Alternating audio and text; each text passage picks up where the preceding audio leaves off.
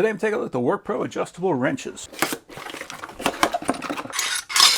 Okay, so that is actually a 4-pack. We got our 12-inch, 10-inch, 8-inch, and our 6-inch. So here is our 12-inch. We got a nice thick head on there.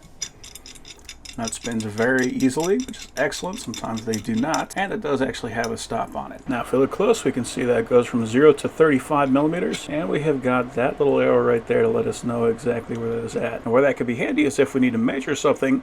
So, for example, if we need to go get another wrench or something like that, but we need to know what the size is, we just put that jaw in there, find out where that measurement is, and we will know that that is a 21 millimeter. On the other side, we do have our inches scale, and that opens up to 1.5 inches. It is marked 12 inches or 300 millimeters. We do have a hanging hoop on the end, and this does have a very nice weight to it. For our 10-inch, there's a nice smooth feeling nut on it that goes up to 30 millimeters and 1.25 inches. 8-inch, again, feels very nice. That goes to 25 millimeters or 1 inch. And then for probably what is my favorite, this little 6-inch. I almost always carry a 6-inch guy on me just because they're very light and easy to carry. I can just throw that guy in my pocket and I know I'm going to have anything from a 0 to a 3/4 inch or just under 20 millimeters. So a very handy set to have, especially if you know you got a full set of wrenches, which might need to have a back nuts that you can grab and hold. Always handy having an adjustable in your set.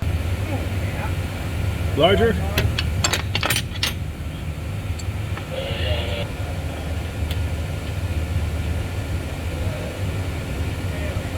There we go.